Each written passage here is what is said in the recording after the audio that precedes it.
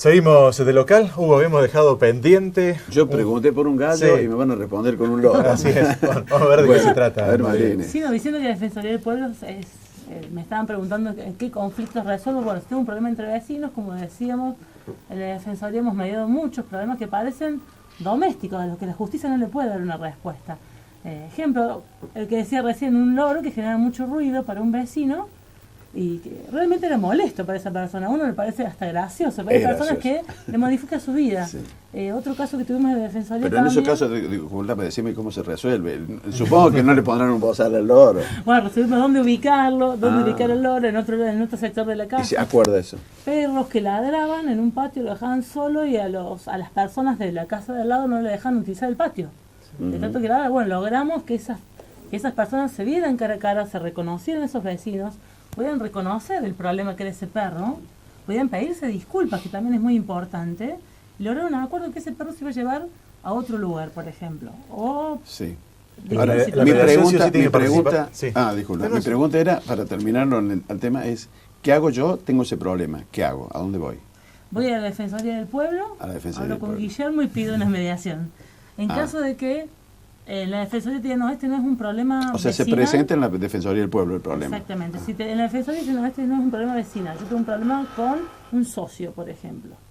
En ese caso, tenés que ir al Centro Privado de Mediación de la Asociación de Mediadores en Alvear al 1052, donde se media todo tipo de conflictos que no han pasado por la justicia. Y ahí canalizan. Y en caso de que yo tenga un conflicto judicial, por ejemplo, tengo un problema de tenencia, cuota alimentaria, que hace muchos años que no puedo resolver. No puedo llegar a un acuerdo con mi expareja en la tenencia, el régimen de visita de mis niños. Yo ahí puedo pedir al abogado que pide al juez que derive la causa de mediación, y ahí nos va a derivar al centro judicial de mediación, en donde lo más probable es que en 2 reuniones, 3 reuniones, estemos solucionando casos que hay veces que ha llevado 5 o 6 años solucionar. Sí. Y en esa primera entrevista se le puede decir al usuario, no sé cómo se llama, el demandante sería, ¿se le puede predecir el costo de las acciones? Sí, en la primera reunión tenemos la obligación si tiene costos, si no de puede dar un cubrir. discurso introductorio en mediación donde explicamos que la mediación es voluntaria, que no tiene obligación de permanecer, que es confidencial, que es muy importante este principio de la mediación. ¿Por qué? Porque se firma un convenio de confidencialidad. ¿Qué quiere decir esto? Que todos los que participan en la mediación, ya sean las partes, los peritos, los abogados, tienen la obligación de guardar secreto todo lo que se dice en mediación. ¿Y por qué es esto? Para darle a la parte la libertad de poder hablar tranquilamente y libremente, y que todo lo que ella ha dicho no puede ser usado en su contra luego en un juicio. Entonces, tan importante es que se firme un convenio de confidencialidad, está resguardado por ley. Claro, porque si la mediación fracasa puede llegar a transformarse en un juicio. Exactamente. Claro, mire qué importante es la confidencialidad para la gente, porque cuando uno, eso no se diferencia con la justicia común, cuando uno va a juicio. Los juicios son públicos, esa es la diferencia. Entonces muchas veces hemos escuchado como divorcios muy famosos, supongamos el de Pampita y su marido, donde después la prensa divulgaba todas las acusaciones que se hacían mutuamente las parejas y salían en la prensa. Ni hablar el de Wanda. Ni hablar el de Wanda Nara. En cambio, en la mediación, todo lo que se habla, no queda nada por escrito, todo es confidencial. Lo único que va a quedar por escrito al final va a ser el acuerdo, que va a ser solamente lo que quiera de las partes. Todo lo que se habló es confidencial. Entonces esa es una ventaja importantísima para las partes. No solamente en conflictos pequeños como puede ser los vecinales o en un conflicto familiar, en cualquier tipo de conflicto, sin ir más lejos. Es tan amplia la mediación, tan amplio el campo, que recién fuera de cámara hablamos de que en el conflicto que ahora todos hablamos de la Argentina con los fondos buitre, el juez Griesa, como vio que esto era algo tan grave que podía causar un efecto perjudicial para cualquiera de las partes, ¿qué hizo el juez Griesa? Decidió nombrar un mediador para facilitar la negociación, porque el mediador no es solamente un tercero que está puesto ahí, es una persona que se ha capacitado para buscar los intereses de las partes. Es muy importante esa diferencia, los intereses y las posiciones, porque muchas veces cuando la parte va con un conflicto a la defensoría o al abogado, va diciendo qué es lo que quiere, pero en realidad en el fondo tiene otra necesidad. A veces una mamá, cuando pide una cuota alimentaria, en el fondo lo que está queriendo es que el padre lo vea al chico. A veces cuando un socio hace un reclamo económico, en el fondo está haciendo un reclamo que tiene que ver más con una colaboración. Entonces los mediadores estamos formados para escuchar a las partes, atender esas necesidades afectivas, psicológicas, que el juez no las va a tener en cuenta. El juez, cuando resuelve un conflicto, va a tomar lo que la ley establece.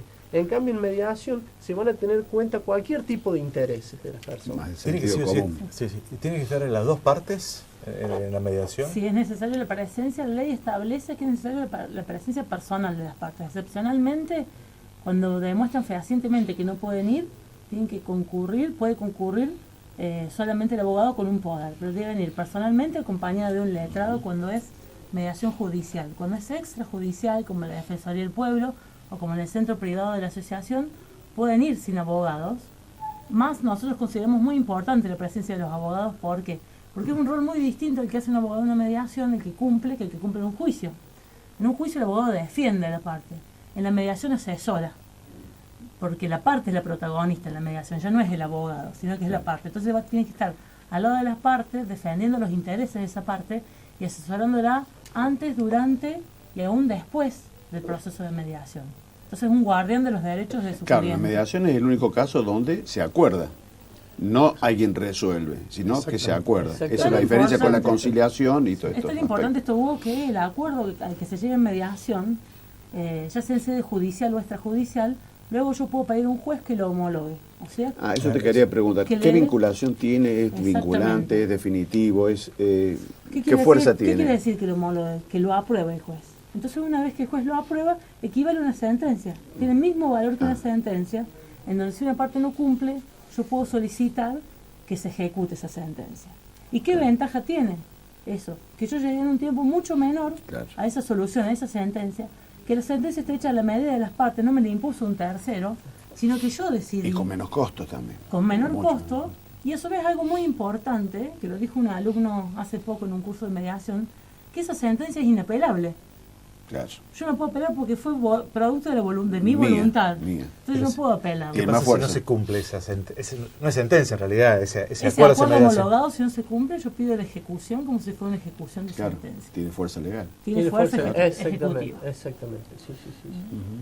Y, digamos, en cuanto a la experiencia que tienen ustedes, ¿qué grado de éxito tienen los conflictos estos que han entrado en mediación? ¿O ha habido mucho fracaso o ha habido, díganme lo que más convenga? Mira, el Centro Judicial de Mediación no es por nada de Río Cuarto, es uno de los centros que a nivel judicial está funcionando muy bien en la provincia de Córdoba. Tenemos unas muy buenas estadísticas.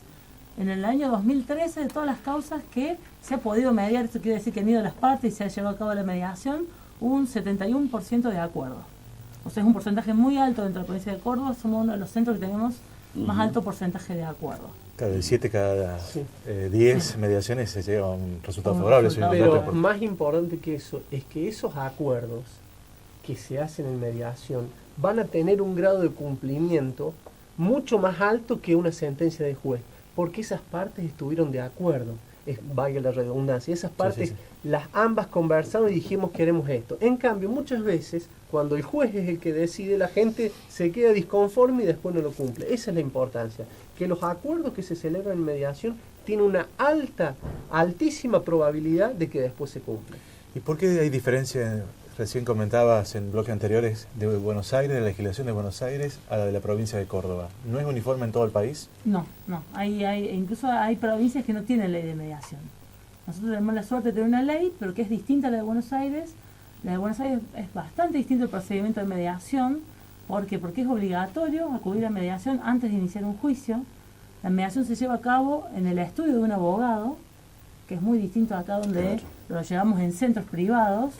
Donde cada una de las partes puede elegir a su mediador, lo cual para nosotros consideramos que desvirtúa un poco lo que es la mediación, porque acá el mediador, si bien las partes en la provincia de Córdoba pueden elegir de común acuerdo al mediador y al comediador, porque en la provincia de Córdoba existe la comediación, siempre hay 2 mediadores en las causas, pueden ambas partes elegir al mediador y al comediador, o puede una sola parte elegir al comediador y se sortea el mediador. Y en caso de que no se pongan de acuerdo, se sortean el mediador y ese mediador propone a su comediador. Entonces es muy transparente este procedimiento. Claro, ¿no? y más flexible Y también. Más flexible. Guillermo, ¿hay más conflictos? Porque das cuenta que se ha incrementado de 2 a 20 mediaciones por mes en la Defensoría. No es lineal en cuanto al porcentaje, tiene que ver con una orientación que le hemos dado desde la Defensoría a muchas cuestiones, como antes te decía, de abordarla no solo del asesoramiento de qué hacer, sino derivarla a la mediación por la convicción que tenemos nosotros de que es la herramienta que seguramente como Defensoría nos vamos a asegurar que las partes puedan juntarse para resolver el conflicto. Yo le decía que uno de los casos que uno puede poner como ejemplo para los vecinos de la importancia de la mediación, de que la Defensoría, hace poquito tiempo concurre a la Defensoría una persona que hacía 30 años, bueno, se había ido de Río Cuarto porque el vecino había asesinado a su padrastro. Entonces se había ido a Río Cuarto, se había frustrado su vida, no había estado más en la ciudad y después de 30 años, bueno, volvió a su hogar, a su casa donde de chiquito estuvo, y resulta que al lado ya había quedado en libertad y vivía la persona que había fallecido, había matado a su padrastro. Pero ¿cuál era el tema? Más allá del conflicto que esto genera, sí. Esta persona en el patio tenía un alambre que se veían y había juntado unos pesitos y quería hacer un paredón. Pero tenía que pedirle permiso al vecino para poder que entraran los albañiles, para medir la medianera, todo ello, y sin lugar a duda, ¿qué le podía recomendar? Un abogado para que fuese. ¿Cuándo terminaba todo eso con la carga subjetiva que tenía? Podíamos ver que le manden una carta o documento. Entonces, en este ejemplo, este conflicto de vecindad, de cómo está, nosotros entendemos que la mediación puede permitir, aún en este caso, que tiene un grave contenido, digamos, una enorme carga subjetiva, que podría ser el problema de un vecino sin esta historia tan trágica de vida, de poder utilizar una mediación que a lo mejor se sientan en una institución de la Defensoría del Pueblo a través de mediadores profesionales que saben contener a la gente, saben cómo hacer la pregunta para que sea muy amigable. Sin lugar a dudas, este tipo de conflicto puede hacer, en este caso, que se junten, que seguramente como primero el objetivo inicial va a ser que este muchacho pueda hacer su paredón en su casa, pero por otro lado, quien no, sentado en una mesa y contando otra historia, puedan también resolver otras cuestiones. Entonces, desde este caso tan extremo, quitando la carga subjetiva, la cuestión de la mediación, por lo menos en el ámbito de la Defensoría, la entendemos como una herramienta fundamental para resolver un montón de conflictos que recurren a la Defensoría del Pueblo como un órgano para decir, ¿y qué hago con esto? ¿O de qué manera lo resuelvo? Entonces, por allí, en vez de asesorarlo solamente y darle, vos tenés que hacer, fíjate si lo habla el vecino, tienen un vecino en común para que se puedan juntar, para que le diga, le dijiste, orientándolo a la mediación, teniendo los profesionales que, como decía recién, profesionales de lujo, profesionales hiperformados en Río Cuarto, como los mediadores que hacen cursos anuales y cursos permanentemente, creo que es la mejor herramienta que le podemos brindar de una institución como la Defensoría de cara a los vecinos, para que tienen personas que sin lugar a dudas, con su calidad humana y su formación profesional, seguramente muchos de estos conflictos domésticos nos permite arribar a una buena solución y en definitiva termina cumpliendo la Defensoría, cumpliendo el rol esencial que es estar al servicio de los ciudadanos de Río Cuarto. Hugo, ojalá que el programa de hoy haya servido para concientizar, informar sobre esta nueva herramienta que hay a disposición, que puede resolver problemas mucho más rápido. Muchísimas gracias por haberse llegado hasta aquí. Como es habitual, se van a llevar un obsequio, un pentagrama clásico de Supermercado Sanz. Muchas gracias y buenas noches. Gracias a ustedes. Gracias a ustedes. Muchas gracias. Gracias por la invitación. Nosotros marcamos la pausa, ya regresamos.